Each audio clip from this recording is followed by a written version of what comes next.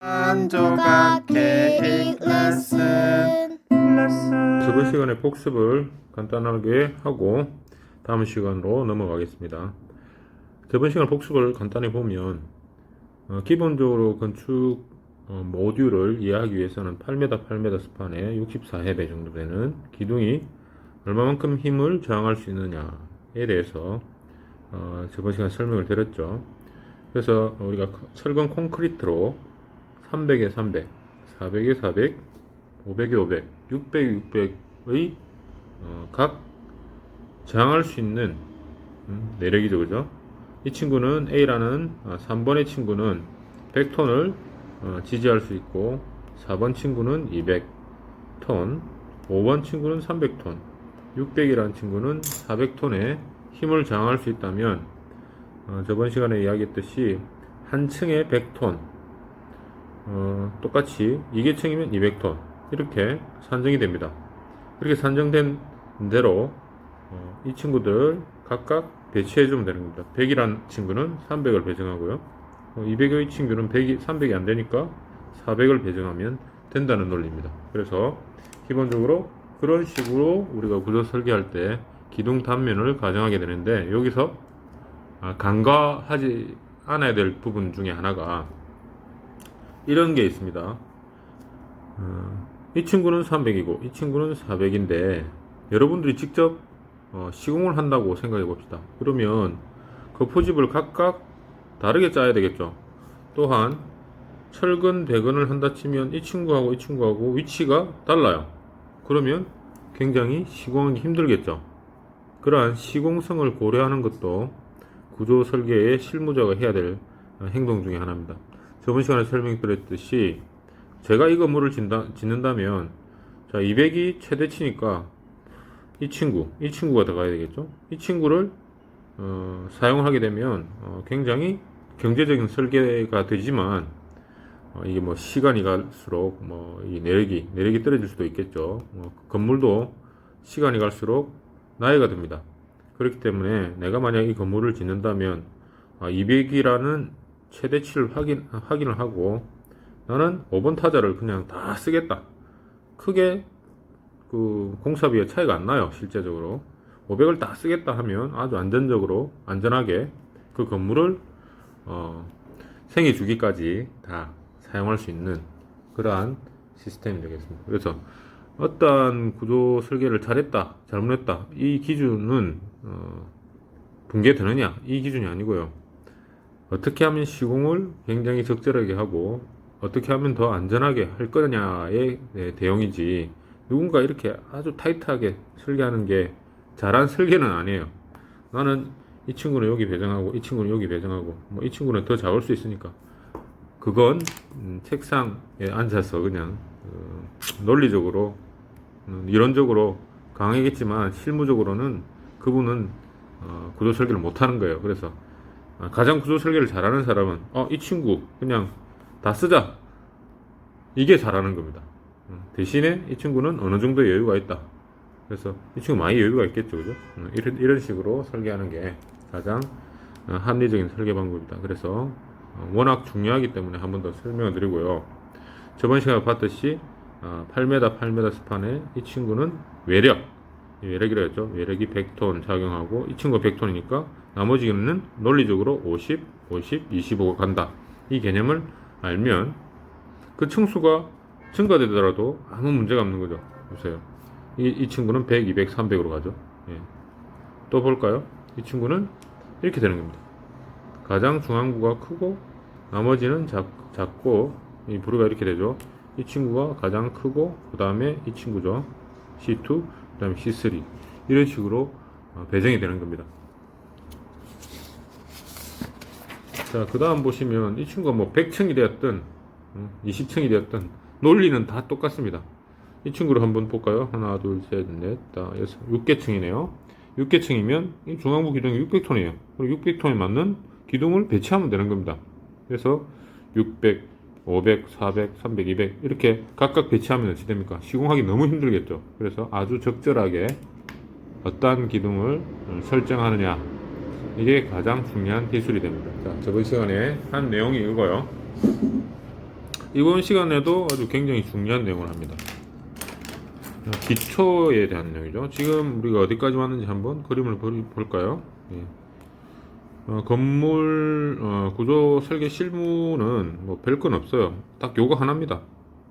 이렇게 생긴 구조물이 있는데 물을 흘려보내면 제일 처음에 슬래브가 받죠.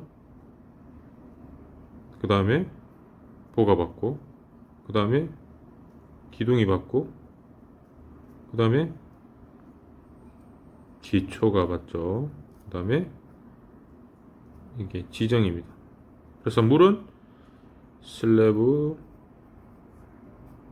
보, 기둥, 기초로 이렇게 흘러갑니다. 마지막이 지정이죠. 지정은 뭐냐면 뭐 거기에 대한 뭐 잡석, 자갈, 뭐 땅에 대한 내용이다. 땅, 흙에 대한 내용이에요. 그래서 우리 건축 구조가 하는 행위는 대부분 다 기초, 상부에 대한 설계를 담당을 하고 있죠. 현재는 그렇습니다. 물론 지정에 대해서도 우리가 조금 담당을 하지만 조금 더 전문적인 분야는 이게 구조 설계죠. 이 친구는 이제 지반 및 토질이죠. 토질 및 기초기술사가 있고, 이 친구는 건축구조기술사가 담당을 하고 있는데요. 물론 건축구조기술사 이걸 다 할 수는 있지만 전문적인 분야가 조금 나눠져 있다라고 보시면 됩니다. 자, 그래서 지금 우리가 어디까지 배웠냐면 슬래브, 보의 가정단면, 슬래브의 가정단면, 기둥의 가정단면, 그 다음에 지금 기초할 차례입니다. 그래서 많이 흘러왔습니다. 그래서 이걸 다 이해를 하면 지정을 이해하게 되고요. 지정은 뭐 이번 시간에 좀 할 겁니다. 기초, 그 다음에 지정을 알면 다 끝나는 겁니다. 그 다음에 우리가 알아야 될 게 이제 건물이 수직 가중에 대해서 해석하는 방법을 알았기 때문에, 자 보죠. 그 다음에 조금 더 깊이 들어가면 이렇게 그림을 한번 그릴 수 있겠죠. 자, 이게 지구를 합시다. 지구가 있는데 여기 건물을 하나 지어요. 그래서 지금 배우는 거는 다 그냥 중력입니다. 중력. 이렇게 잡았더니 지구가 잡아다니고 있는 중력에 대한 크기와 크기의 중력에 대해서 저항하는 기둥 단면이 얼마냐, 보의 단면이 얼마냐, 슬래브의 단면이 얼마냐, 뭐 이런 것들을 가장 기본적인 힘이기 때문에 이 힘을 간과하고 다른 것을 접근할 수가 없습니다. 그래서 가장 중요한 중력에 대해서 지금 하고 있는 겁니다. 자, 그 다음에 중력을 우리가 이제 다 배우게 되면 이제 그 다음에 수평력이죠. 지진력, 바람이 이렇게 불어오죠. 바람, 뭐 눈이 쌓일 수도 있죠. 뭐 그러한 내용들을 할 겁니다.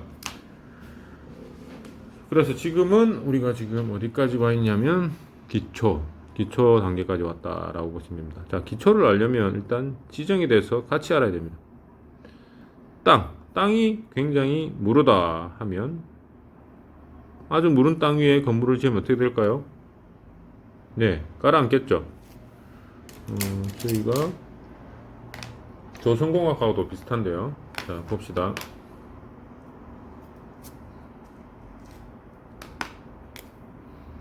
뭐 이게 바다가 있는데 배가 있어요.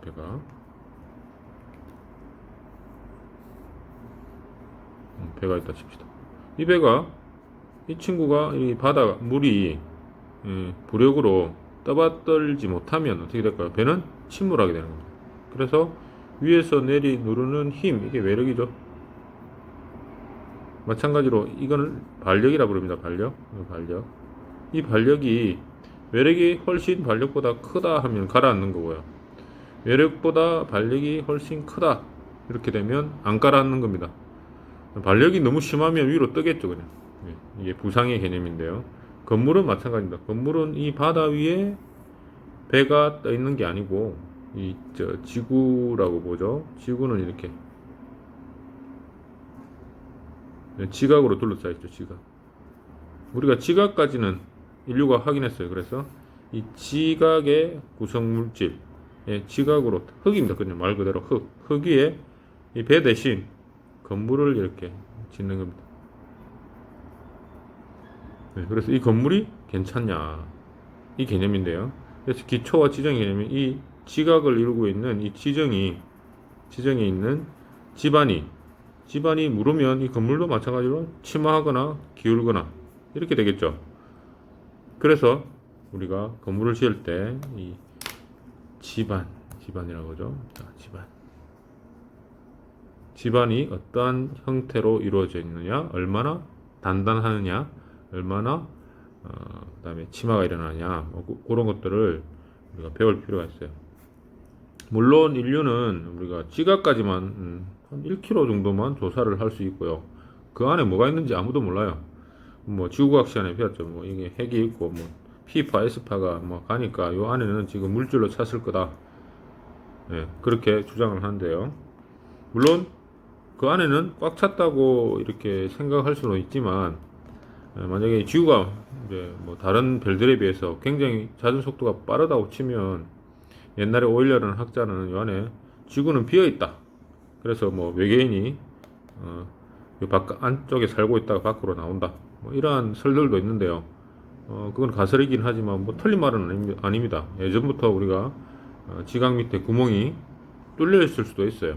근데 우리가 보니까 막혀 있을 확률이 더 높다 해서 그렇게 우리가 배우고 있는 겁니다. 정확한 사실은 아무도 모른다가 정확한 답변입니다. 그래서 왜 모르냐? 인류가 지구 중심으로 파고 들어간 깊이가 최대 1km밖에 안 되는 거예요. 1km 밑에 뭐가 있는지는 확인이 안 되는 겁니다. 그래서 1km 해봐요. 요 정도도 안 됩니다. 점 하나. 요 정도가 우리 인류가 지금 보세요. 이 정도만 확인하고 나머지는 안에 뭐가 있는지 몰라요. 그래서 자, 기초를 하기 전에 간단하게 말씀을 드렸습니다. 자, 그러면 한 번 더 기초에 대해서 알아봅시다. 기초는 어떻게 해서 설계를 하느냐. 기초를 알아보기 전에 간단한 이론부터 알아보죠. 자, 건물을 이렇게 짓는다고 생각하면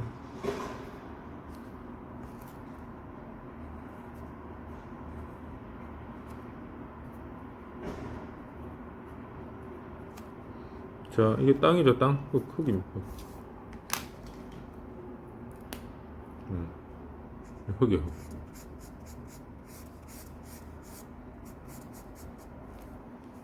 자, 이 흙이 굉장히 물렁물렁하다 하면 이 건물이 깔아앉겠죠. 예.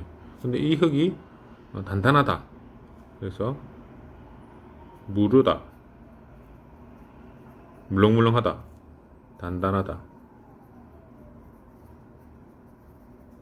자, 이 개념을 알려면 흙의 성질을 알아야 돼요. 흙. 이게 뭐지? 여기 흙이죠. 네. 흙의 성질에 대해서 아주 간단하고 명확하게 설명을 드리겠습니다. 자, 우리 지구상, 아까 지구 이야기했죠. 지구상의 흙이라는 물질은 딱 두 가지로 대별이 됩니다. 모래, 점토.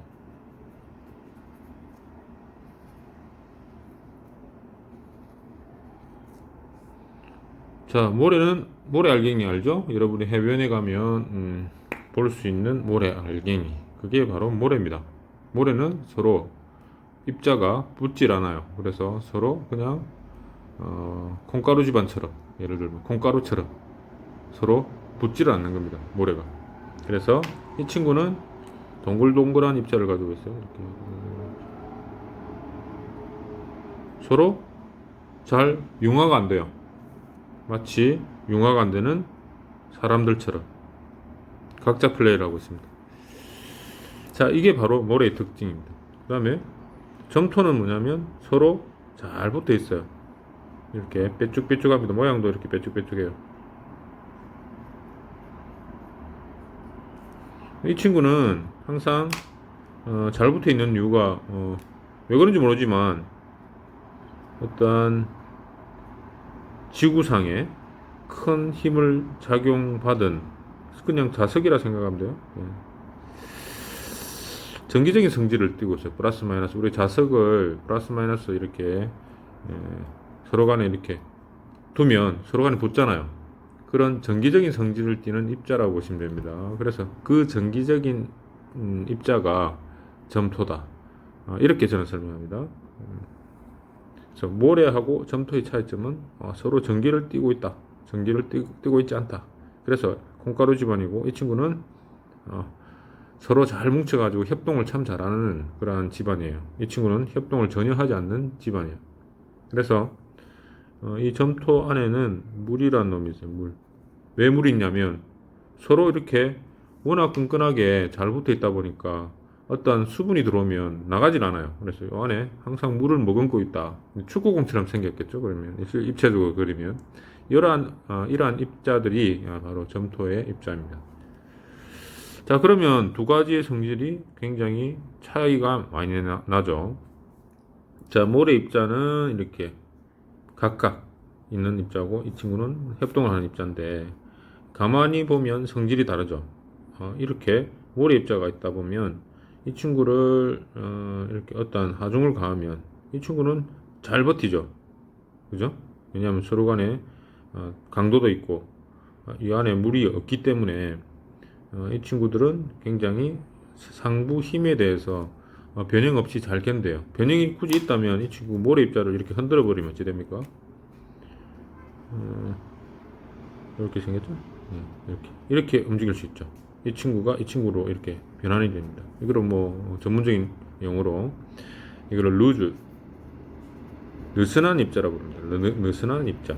이 친구는 한번 흔들어 가지고 촘촘하게 만든 거예요. 댄스, 이게 느슨하다 한국말. 이거는 조밀하다 이렇게 부릅니다. 느슨, 조밀. 자, 모래 입자는 이렇게 흔들어 가지고 진동을 주면 조밀하게 바뀐다 이 개념이라서 우리가 모래질 집안, 모래가 우세한 집안, 이 집안이라면 여기 집안이라 표현할게요. 모래가 우세한 집안은 그 강도를 높이기 위해서, 그러니까 집안의 성질을 굉장히 좋게 만들기 위해서는 이렇게 진동을 가해서 이렇게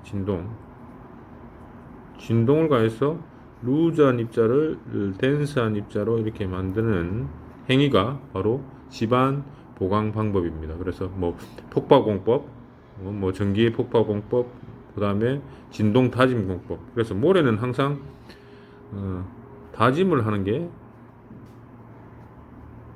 그 집안을 증가시키는, 그러니까 이 집안을 강화시키는 공법이 대부분 다 모래질 집안은 진동 다짐을 진동을 해놓은 거예요. 진동으로. 그래서 진동의 개념은 이 모래 입자가 루즈한 상태가 있는데 진동을 줘서 다지는 그 상태로 만드는 것을 우리가 집안 보강 중에 폭파, 그 다음에 진동 다짐 이러한 것들은 모래질 집안에 해당이 되는 것들입니다. 굉장히 중요한 내용이에요.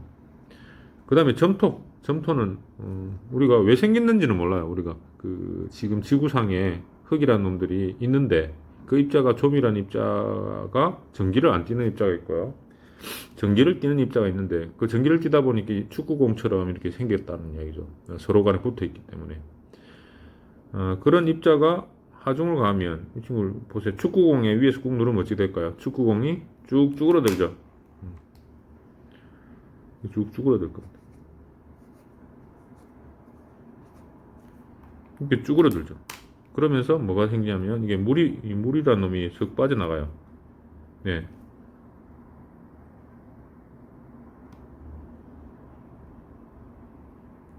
자, 그렇게 되다 보니까 이 친구가 침하를 하게 되는 겁니다. 그래서 점토질 집안은 물이 점점 빠져나가면서 이 친구가 줄어든다 라고 보는 거고요. 모래질 집안은 이 친구 높이가 이 정도 되는데 모래 높이가 이 높이가 줄어들죠. 자, 폭발을 하면서 진동을 하면 이 친구가 루즈한 놈이 덴스하게 바뀌어서 다짐을 철저히 해야 되는 상황이고요. 점토는 이렇게 위에서 누르면 물이 빠지는데 처음에 안 빠져요. 왜냐하면 축구공 여러분들이 한번 눌러보세요. 처음에 안 빠지고 다시 튕겨 올라갑니다. 그러니까 이 친구는 정말 힘든 사람이에요. 힘든 입자인데 이 친구를 누르면 점차 물이 빠져나가는데 이 빠져나가는 게 뭐 10년이 걸릴 수도 있고 5년이 걸릴 수도 있고 3년이 걸릴 수도 있습니다.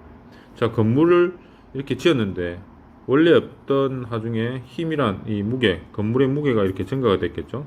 이게 꾹 누르는데 이 흙이란 놈이 점토로 돼 있다. 그럼 이렇게 점토로 삐죽삐죽하다가 축구공 위에 막 예를 들어서 건물을 올려놓으면 처음에는 잘 서가 있어요. 처음에 맞죠? 왜냐면 하중을 눌렀으니까 축구공을 일시에 딱 누르면 걔가 잘 버텨요. 근데 축구공에 바람이 빠진다 생각하자. 바람이 이 축구공이라 생각하죠. 축구공이 바람이 처음에 안 빠지다가 계속 누르다 보면 어떻게 됩니까? 점차 바람이 빠져가 쭈글쭈글해지죠. 점토는 축구공하고 똑같습니다. 처음에는 잘 버티다가 이 건물을 처음에 잘 버티니까 준공할 때는 아무 문제가 없었죠. 잘 버티니까. 근데 한 3년 지나니까 이 친구가 쭈글쭈글해져요. 그럼 이 친구는 어찌 될까요?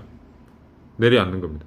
네, 그래서 뭐 최근에 뭐 기우뚱 건물이라든지 다른 점토 집안, 뭐 낙동강 하구원에 건물을 지은 그 사례가 있는데요.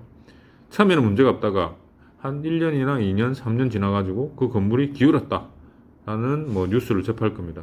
그게 바로 요겁니다. 이 친구의 그 물이 점차 이렇게 빠져나가면서 축구공 바람 빠지듯이 그 흙에 집안에 바람이 빠지는 겁니다. 물이 빠지는 거죠. 집안에 바람이 빠지는 게 아니고 흙은 물이 빠지는 거고 축구공은 바람이 빠지는 겁니다. 그래서 이 점토 집안에 물이 이렇게 빠져나가서 건물이 이렇게 기울더라. 그 개념이 바로 흙의 개념이에요. 모래와 점토의 개념입니다. 그래서 이번 시간에는 자, 집안이 어떤가에 대해서 계속 중점적으로 설명을 드린 거예요. 자, 그러면 우리가 이 집안 밑에 뭐가 있는지 알아봐야 될 거 아니에요. 우리가 건물을 지을 땅에 집안이 뭐가 있는지 알아보는 게 바로 어떤 조사죠? 그래서 네, 맞습니다. 집안 조사. 집안 조사는 이렇게 구멍을 뚫어요. 구멍을 뚫어가지고 우리 시공학 시간에 배웠죠. 구멍을 뚫어가지고 시추를 하죠. 시추를 하게 되면 이 친구의 뭐 76.5 뭐 있잖아요, 그죠? 거기서 30번 때려가지고 들어가는 횟수, 그죠? 기사 시간에 다 배웠죠. 그렇게 시추 조사를 하게 되면 그 시추 조사의 땅의 물은 정도와 그 다음에 땅의 종류가 나옵니다. 그래서 몇 번 30번 때렸는데 몇 cm 내려가더라. 그러면 30번 때렸는데 여기서 뭘 때립니다. 어떤 하중 76.5kg입니까? 그 하중을 30cm 높이에서 30번 때리니까 절대 안 들어가더라. 땅이 굉장히 좋은 겁니다. 아시겠죠? 그걸 뭐 쉽게 설명하면 여러분들이 스카이 콩콩을 뛰고 있다고 생각하십니다. 스카이 콩콩을 30번 뛰었는데 땅에 아무런 변화가 없더라. 굉장히 좋은 땅이죠. 그게 바로 표준 관입 시험이라고 합니다. 표준 관입 시험.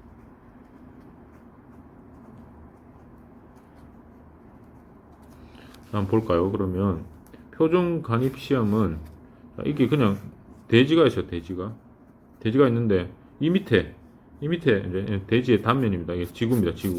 이게 지각이죠. 이 대지에 밑에 뭐가 있는지 알아보려면 뭐 파보는 수밖에 없죠. 그냥 실제로 파면 동사면 뭐 너무 많이 드니까 우리가 직경 10cm의 구멍을 가진 드릴링 로그로 이렇게 쭉 팝니다. 파 내려가는 거죠. 이렇게 쭉 파 내려가면 그 안에 코알을 뚫죠. 코알을 이렇게 시추, 뭐 수세식, 뭐 타격식 여러 가지가 있는데 여기에 있는 코알을 빼내서 요 안에 있는 집안을 시험을 하는 방법도 있고요.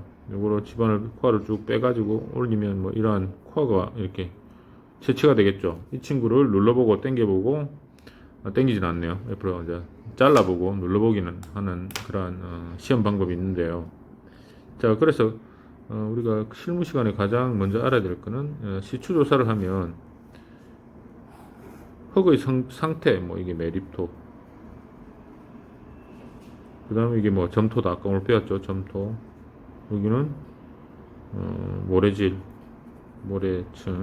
모래층인데 뭐 풍화토라 합시다. 그 다음에 안반이 오더라. 안반이 풍화입니다.